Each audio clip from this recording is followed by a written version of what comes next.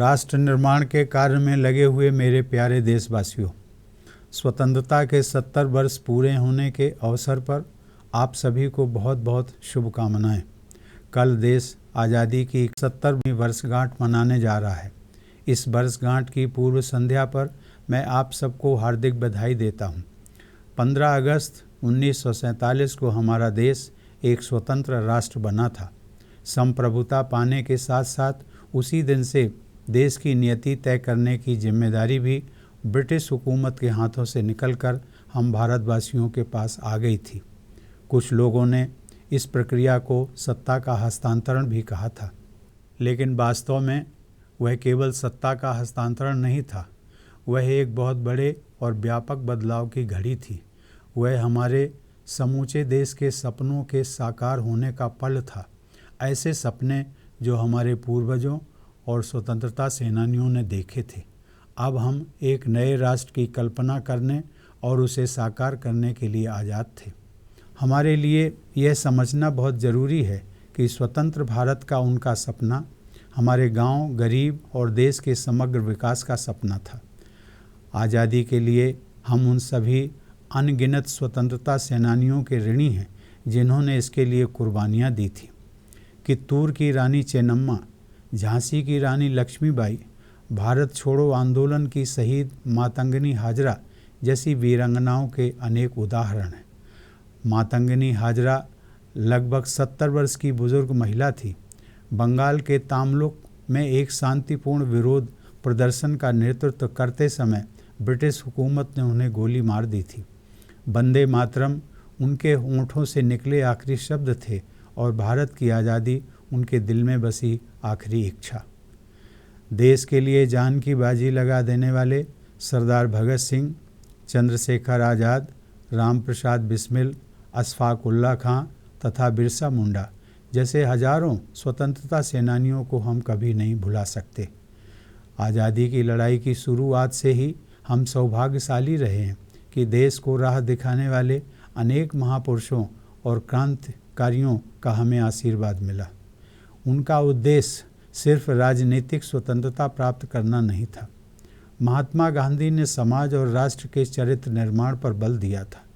गांधी जी ने जिन सिद्धांतों को अपनाने की बात कही थी वे हमारे लिए आज भी प्रासंगिक हैं। राष्ट्रव्यापी सुधार और संघर्ष के इस अभियान में गांधी जी अकेले नहीं थे। नेताजी सुभाष चंद्र बोस ने जब तुम मुझे खून दो मैं तुम्हें आज़ादी दूंगा का आह्वान किया था तो हजारों लाखों भारतवासियों ने उनके नेतृत्व में आज़ादी की लड़ाई लड़ते हुए अपना सब कुछ न्यौछावर कर दिया। नेहरू जी ने हमें सिखाया कि भारत की सदियों पुरानी विरासतें और परंपराएं जिन पर हमें आज भी गर्व है, उनका टेक्नोलॉजी के साथ तालमेल संभव है और वे परंपराएं आधुनिक समाज के निर्माण के प्रयासों में सहायक हो सकती हैं। सरदार पटेल ने हमें राष्ट्रीय एकता और अखंडता के महत्व के प्रति जागरूक किया।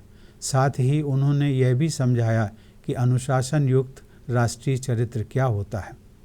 बाबा साहेब भीमराव अंबेडकर ने संविधान के दायरे में रहकर काम करने तथा कानून के शासन की अनिवार्यता के विषय में समझाया। साथ ही उन्होंने शिक्षा के बुनियादी महत्व पर भी जोर दिया। इस प्रकार मैंने देश के कुछ ही महान नेताओं के उदाहरण दिए हैं। मैं आपको और भी बहुत से उदाहरण दे सकता हूँ। हमें जिस पीढ़ी ने स्वतंत्रता दिलाई उसका दायरा बहुत व्यापक था। उसमें बहुत विविधता थी। उसमें महिलाएं भी थीं और पुरुष भी, जो देश के अलग अलग और विभिन्न राजनैतिक और सामाजिक विचारधाराओं का प्रतिनिधित्व करते थे। आज देश के लिए अपने जीवन का बलिदान करने वाले ऐसे वीर स्वतंत्रता सेनानियों से प्रेरणा लेकर आगे बढ़ने का समय है। आज देश के लिए कुछ कर गुजरने की उसी भावना के राष्ट्र निर्माण में सतत जुटे रहने का समय है।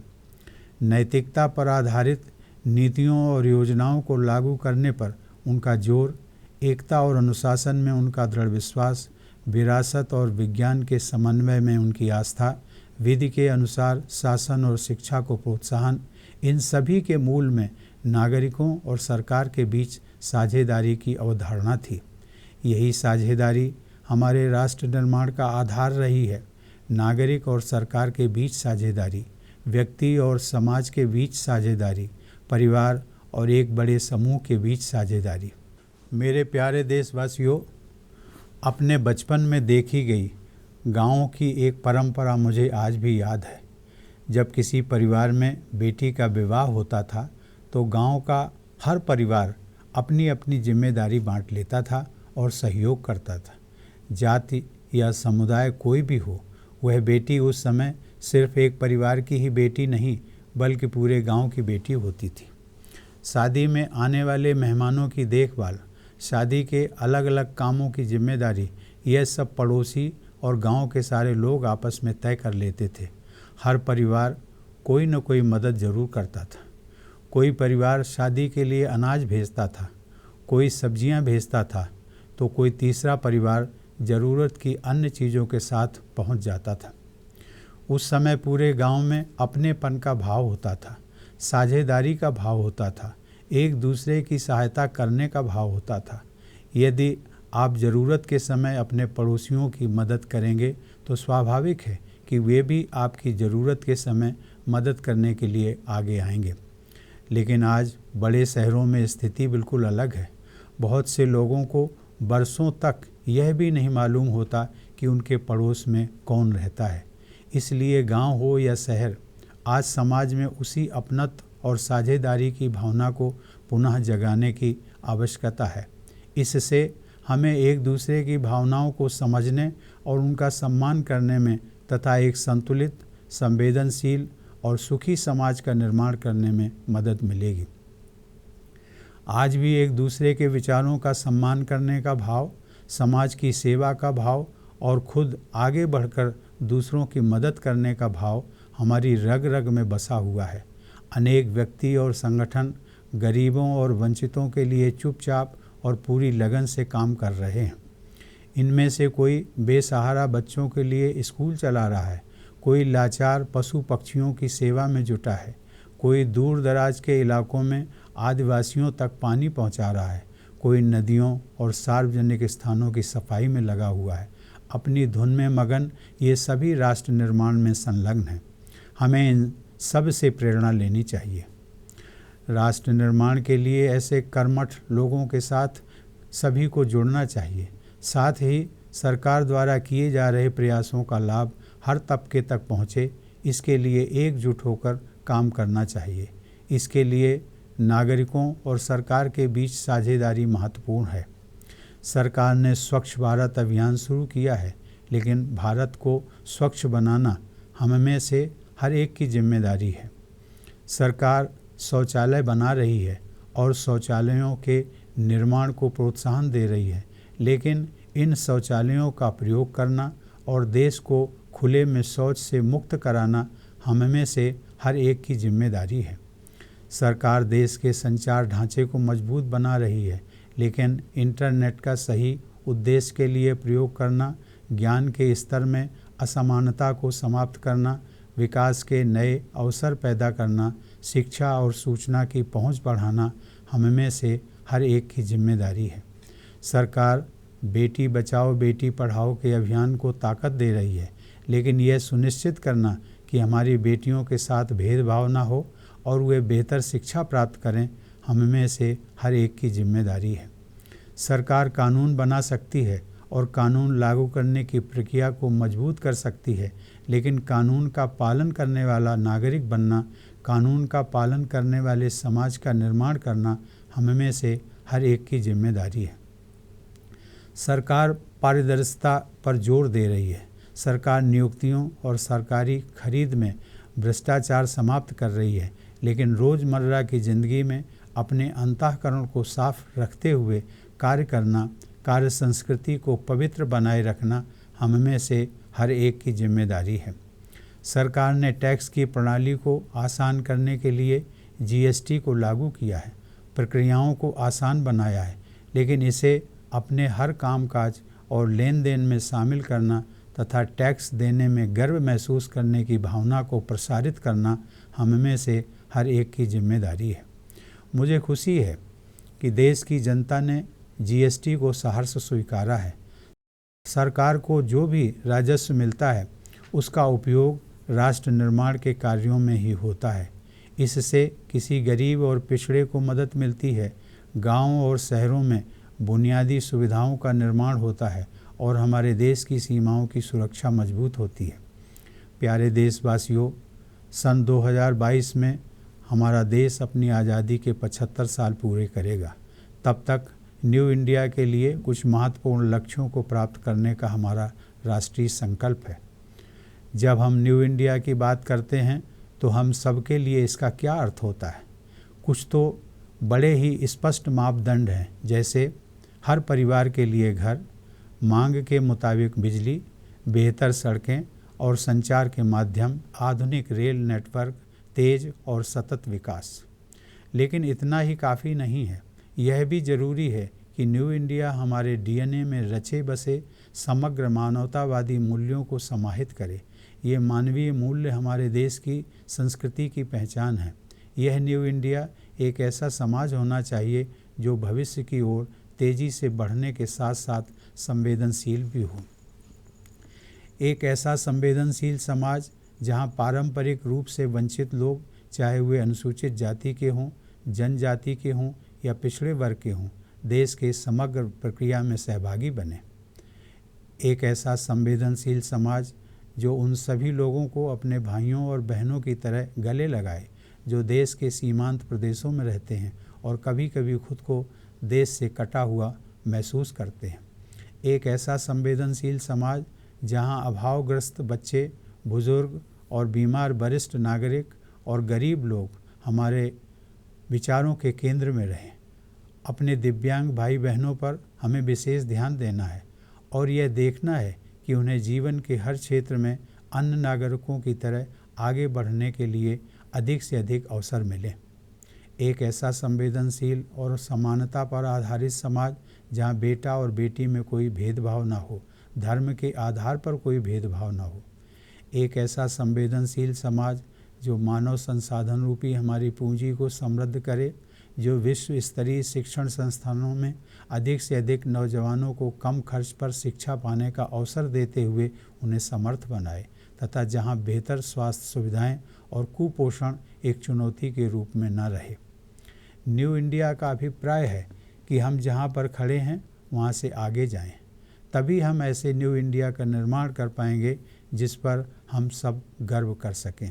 ऐसा न्यू इंडिया जहां प्रत्येक भारतीय अपनी क्षमताओं का पूरी तरह विकास और उपयोग करने में इस प्रकार सक्षम हो कि हर भारतवासी सुखी रहे। यह एक ऐसा न्यू इंडिया बने जहां हर व्यक्ति की पूरी क्षमता उजागर हो सके और वह समाज और राष्ट्र के लिए अपना योगदान कर सके। मुझे पूरा भरोसा है कि नागरिकों और सरकार के बीच मजबूत साझेदारी के बल पर न्यू इंडिया के इन लक्ष्यों को हम अवश्य हासिल करेंगे। नोटबंदी के समय जिस तरह आपने असीम धैर्य का परिचय देते हुए काले धन और भ्रष्टाचार के खिलाफ कार्रवाई का समर्थन किया, वह एक जिम्मेदार और संवेदनशील समाज का ही प्रतिबिंब है। नोटबंदी के बाद से देश में ईमानदारी की प्रवृत्ति को बढ़ावा मिला है। ईमानदारी की भावना दिन प्रतिदिन और मजबूत हो, इसके लिए हमें लगातार प्रयास करते रहना होगा। मेरे प्यारे देशवासियों, आधुनिक टेक्नोलॉजी को ज़्यादा से ज़्यादा प्रयोग में लाने की आवश्यकता है। हमें अपने देशवासियों को सशक्त बनाने के लिए टेक्नोलॉजी का प्रयोग करना ही होगा, ताकि एक ही पीढ़ी के दौरान गरीबी को मिटाने का लक्ष्य हासिल किया जा सके। न्यू इंडिया में गरीबी के लिए कोई गुंजाइश नहीं है। आज पूरी दुनिया भारत को सम्मान से देखती है। जलवायु परिवर्तन, प्राकृतिक आपदाओं, आपसी टकराव, मानवीय संकटों और आतंकवाद जैसी कई अंतर्राष्ट्रीय चुनौतियों से निपटने में विश्व पटल पर भारत अहम भूमिका निभा रहा है। विश्व समुदाय की दृष्टि में भारत के सम्मान को और बढ़ाने का एक अवसर है सन 2020 में टोक्यो में होने वाले ओलंपिक खेलों में भारत के प्रदर्शन को प्रभावशाली बनाना। अब से लगभग 3 सालों में हासिल किए जाने वाले इस उद्देश्य को एक राष्ट्रीय मिशन के रूप में लेना चाहिए। सरकारें, खेलकूद से जुड़े संस्थान तथा व्यावसायिक प्रतिष्ठान एकजुट होकर प्रतिभाशाली खिलाड़ियों को आगे लाने, उन्हें विश्व स्तर की सुविधाएं और प्रशिक्षण उपलब्ध कराने में इस तरह से लग जाएं जिससे खिलाड़ियों को अधिक से अधिक सफलता मिल सके। चाहे हम देश में रहें या विदेश में, देश के नागरिक और भारत की संतान होने के नाते हमें हर पल अपने आप से ये सवाल पूछते रहना चाहिए कि हम अपने राष्ट्र का गौरव कैसे बढ़ा सकते हैं। प्यारे देशवासियों, अपने परिवार के बारे में सोचना स्वाभाविक है, लेकिन साथ साथ हमें अपने समग्र समाज के बारे में भी सोचना चाहिए। हमें अपने अंतर्मन की उस आवाज़ पर ज़रूर ध्यान देना चाहिए जो हमसे थोड़ा और अधिक निस्वार्थ होने के लिए कहती है। कर्तव्य पालन से कहीं आगे बढ़ते हुए हमें और अधिक कुछ करने के लिए पुकारती है। अपने बच्चे का लालन पालन करने वाली माँ केवल अपना कर्तव्य नहीं निभाती, वह अद्वितीय समर्पण और निष्ठा का ऐसा उदाहरण प्रस्तुत करती है जिसे शब्दों में व्यक्त करना संभव नहीं है। तपते हुए रेगिस्तानों और ठंडे पहाड़ों की ऊंचाइयों पर हमारी सीमाओं की रक्षा करने वाले हमारे सैनिक केवल अपने कर्तव्य का ही पालन नहीं करते, बल्कि निस्वार्थ भाव से देश की सेवा करते हैं। आतंकवाद और अपराध से मुकाबला करने के लिए मौत को ललकारते हुए हमें सुरक्षित रखने वाले हमारे पुलिस और अर्धसैनिक बलों के जवान केवल अपने कर्तव्य का ही पालन नहीं करते, बल्कि निस्वार्थ भाव से देश की सेवा करते हैं। हमारे किसान देश के किसी दूसरे कोने में रहने वाले अपने उन देशवासियों का पेट भरने के लिए जिन्हें उन्होंने कभी देखा तक नहीं है, बेहद मुश्किल हालात में कड़ी मेहनत करते हैं। वे किसान सिर्फ अपना काम ही नहीं करते, बल्कि निस्वार्थ भाव से देश की सेवा करते हैं। प्राकृतिक आपदाओं के बाद राहत और बचाव के काम में दिन रात जुटे रहने वाले संवेदनशील नागरिक, स्वयंसेवी संस्थाओं से जुड़े लोग, सरकारी एजेंसियों में काम करने वाले कर्मचारी केवल अपनी जिम्मेदारी नहीं निभा रहे होते, बल्कि वे निस्वार्थ भाव से देश की सेवा करते हैं। क्या हम सब देश की निस्वार्थ सेवा के इस भाव को आत्मसात नहीं कर सकते? मुझे विश्वास है कि हम यह अवश्य कर सकते हैं और हमने ऐसा किया भी है। प्रधानमंत्री की एक अपील पर 1 करोड़ से ज़्यादा परिवारों ने अपनी इच्छा से एलपीजी पर मिलने वाली सब्सिडी छोड़ दी।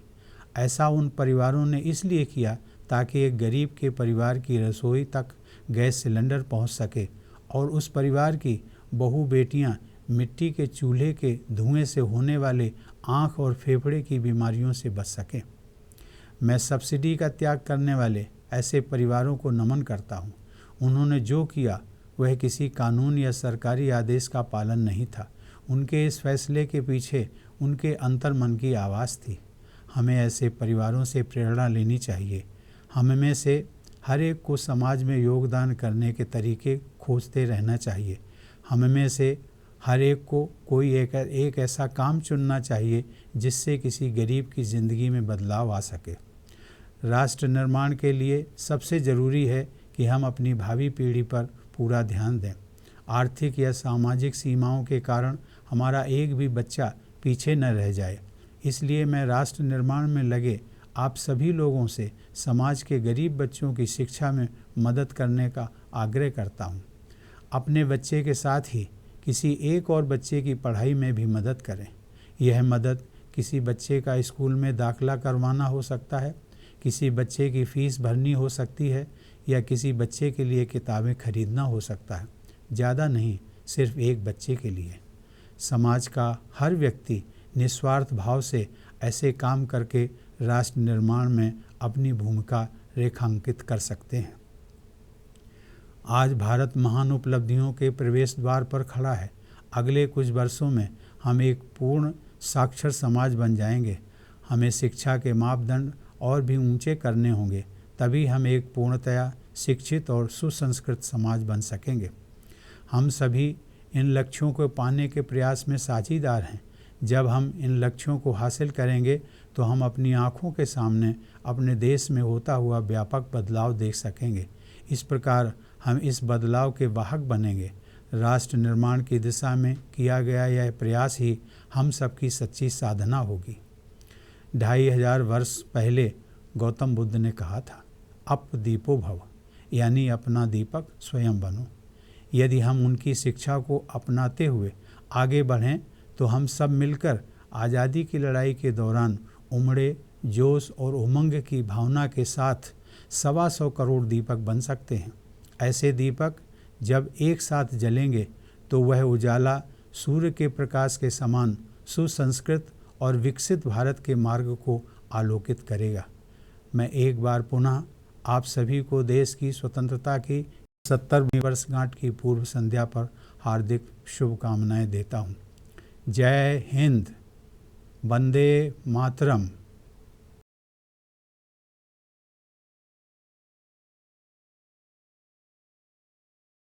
Dear fellow citizens engaged in the task of nation building, my greetings to you as we complete 70 years of our independence. Our country will be celebrating its 71st Independence Day tomorrow. On the eve of this anniversary, I extend my good wishes to you. On August 15, 1947, we became a free nation. Sovereignty and the responsibility for our destiny moved from the British Crown to the people of India. Some have called this process a transfer of power. It was much more than that.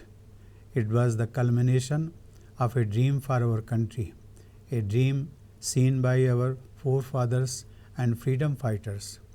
We were free to imagine and build our nation anew. It is crucial to understand that this dream for a free India was rooted in our ordinary villages, in the well-being of our poor and underprivileged, and in the all-round development of our country. For this, we owe so much to the countless freedom fighters who made great sacrifices to bring us here. Chennamma, the Rani of Kittur, Lakshmibai of Jhansi, Matangani Hajra, the heroine and martyr of Quit India movement. There are so many examples. Matangani Hajra was an elderly woman into her 70s.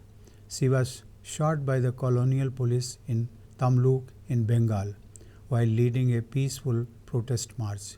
She died with Vande Mataram on her lips and with the hope of a free India in her heart. Freedom fighters like Sardar Bhagat Singh, Chandrasekhar Azad, Ram Prasad Bismil, Ashfaq Ullah Khan, Birsa Munda, and the thousands of others gave their lives for us. We can never forget them. From the earliest days of our freedom struggle, we were blessed with a galaxy of revolutionary leaders who guided our country. They spoke of not just political freedom. Mahatma Gandhi emphasized the moral character of India and of Indian society. The principles that Gandhiji spoke about are relevant even today. Gandhiji was not alone in this nationwide struggle for freedom and reform. Netaji Subhash Chandra Bose exhorted our people saying, "Give me blood and I will give you freedom." At his word, millions of Indians joined the freedom movement under his leadership and gave their all.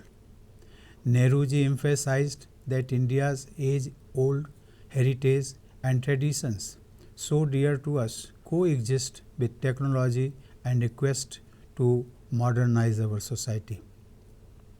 Sardar Patel instilled in us the importance of national unity and integrity and of a disciplined national character. Baba Saheb Bhimrao Ambedkar urged upon us the virtues of constitutional governance, of the rule of law, and of the vital need for education. I have given only a few examples of illustrious leaders. I could give you many more. The generation that brought us to freedom was diverse. They were men and women who represented all parts of our country and a variety of political and social thought. We need to draw inspiration from such brave freedom fighters, many of whom sacrificed even their lives for the country. We need to invoke the same spirit today in the task of nation building. The stress on the moral basis of policy and action, belief in unity and discipline, faith in a synthesis of heritage and science, and promotion of the rule of law and of education. All of it was located in a partnership between citizen and the government. That is how our nation has been built, by a partnership between citizen and government, between individual and society, between a family and the wider community. Fellow citizens, a tradition I remember from my childhood was that when there was a wedding in any one family, the entire village shared the responsibility and contributed. Regardless of the caste or community, the bride became the daughter of not just a single family but of the entire village. Neighbors and others living in the village looked after guests and took charge of different arrangements. Contributions came from many families. One family would send food grains for the wedding, another would send vegetables, a third would arrive with some other item. There was a sense of caring and of sharing and of interdependence. If you helped your neighbors in their times of need, they instinctively helped you in turn.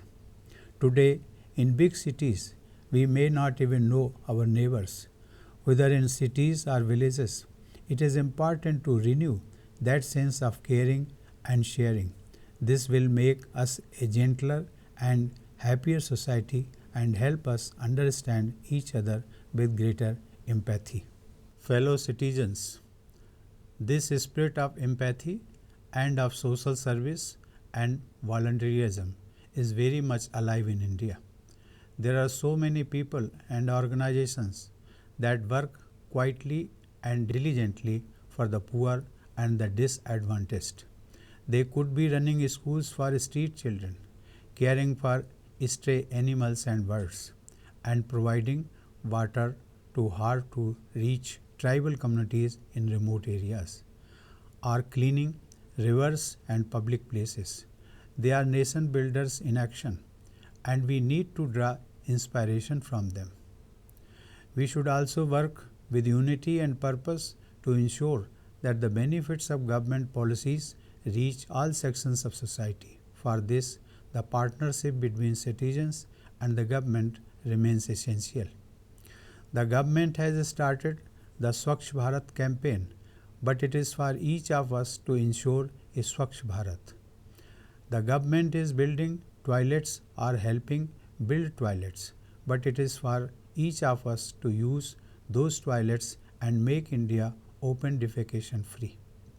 The government is enabling communication infrastructure, but it is for each of us to use the internet for the right purposes, to bridge knowledge gaps, create opportunities, and enhance educational and information access. The government is promoting the idea of Beti Bachao, Beti Padhao, but it is for each of us to ensure that our daughters are not discriminated against and get the best education. The government can frame laws and strengthen law enforcement, but it is for each of us to be a law-abiding citizen and to build a law-abiding society. The government is pushing transparency and eliminating corruption in public recruitment and procurement, but it is for each of us to answer to our inner conscience in everyday life. The government is implementing GST to eliminate multiple taxes and simplify transactions, but it is for each of us to make this an essential part of our everyday transactions and business culture. I am happy that the transition to the GST system has been smooth. It should be a matter of pride for all of us that the taxes we pay are used for nation building, to help the poor and the marginalized, to build rural and urban infrastructure, and to strengthen our border defenses. Fellow citizens, in the year 2022, our country will complete 75 years of independence. It is our national resolve to attain certain desired milestones for a new India by then. When we speak of a new India, what do we mean? There are some obvious parameters. like a house for every family, power on demand, better roads and telecom, a modern railway network, rapid and sustained growth.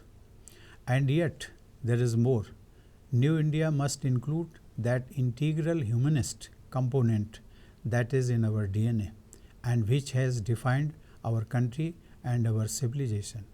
New India must be a society rushing towards the future, but also a compassionate society. A compassionate society where the traditionally disadvantaged, whether SCs, STs, or OBCs, are part of our national developmental process. A compassionate society where populations in our frontiers and states who may sometimes feel a sense of alienation are embraced as our brothers and sisters. A compassionate society where the deprived child, the aged, and the ailing senior citizen, and the poor and the underprivileged are always in our thought, not an afterthought, and where we take a special care to ensure that our Divyang brothers and sisters get equal opportunities in all walks of life. A compassionate and egalitarian society that does not discriminate on gender or religious background. A compassionate society that enriches our human capital and equips our young people by promoting accessible, affordable, and world-class educational institutions, and where quality, health care, and nutrition are not a challenge. It is only with all this that we will build the new India. We can cherish where every Indian is equipped to fulfill his or her potential and do so in a manner that leaves each one of us content and happy and helps each of us contribute to society and our country.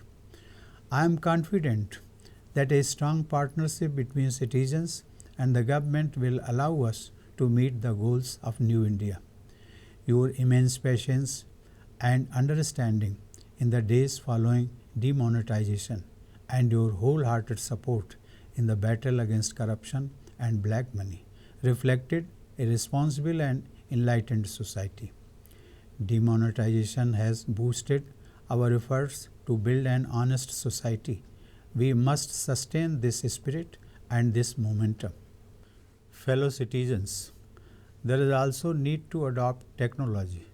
We must use technology to empower our people and achieve the goal of poverty elimination in a single generation. Poverty and New India are simply not compatible. Today, the world is looking at India with admiration. Our country is seen as a responsible global citizen, a growing economy, and a solution provider to various international challenges such as climate change, disasters, conflicts, humanitarian crisis, radicalism, and terrorism. The Tokyo Olympics of 2020 offer another opportunity for us to raise our standing in the world's eyes.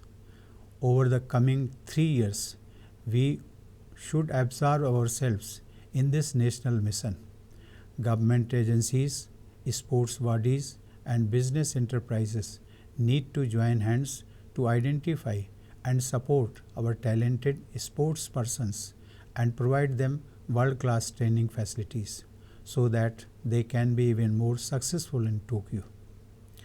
As citizens and children of India, whether we live at home or abroad, we must ask ourselves how we can add to our country's pride. Fellow citizens, it is natural for us to think of our families, but we must also think of society. We must heed the call for that extra degree of selflessness, that extra something beyond just duty. A mother who nurtures and brings up her child is not just doing a duty, she is displaying a unique selflessness. Our soldiers who guard our borders on a hot day in the desert or high up on a cold mountain are not just doing their duty, they are displaying an extra degree of selflessness. Our police and paramilitary forces that brave death to combat terrorism or crime and keep us safe are not just doing their duty, they are displaying an extra degree of selflessness. Our farmers who labor under extremely tough conditions to grow food to feed fellow Indians whom they have never met and who live in the other corner of the country are not just doing a job, they are displaying an extra degree of selflessness. After natural disasters, so many motivated people, civil society groups, and public agencies work day and night in rescue and relief operations. They display an extra degree of selflessness. Can each of us not imbibe this spirit of selflessness? We can and we have. On an appeal from the Prime Minister, more than 1 crore families voluntarily gave up their LPG fuel subsidy so that a gas cylinder could reach the kitchen of a poorer family of a fellow citizens, and so that members of that family, particularly women, were saved from smoke from chulhas that damaged their eyes and lungs. I salute those families that gave up their subsidy. No law or government order made them do what they did. Their response came from within. We should draw inspiration from these families. Each of us must find a way to give back to the society. Each of us must choose one thing we can do to help another, less fortunate Indian. The single most critical factor for building our nation is to equip our coming generation. We need to ensure that not one child is left behind. As such, I would urge you, as fellow nation builders, to help educate less privileged children in our society. Help teach a child other than your own. Enroll and pay the school fees or buy the books of at least one child other than your own. Just one. Our India is at the door of great achievements. In a few years, we will become a fully literate society. We must set the bar higher and aim to become a fully educated society. We are all stakeholders in this mission. If we achieve it, our country will change before our eyes and we will become agents of this defining change. 2500 years ago, Gautam Buddha said, Apadipo Bhava, be a lamp unto yourself. If we follow his teachings, acting together with the passion of our freedom movement, we can collectively be the 125 crore lamps that light up the path to a new India. Once more, I wish all of you the very best on the eve of our 71st Independence Day. Jai Hind, Vande Mataram.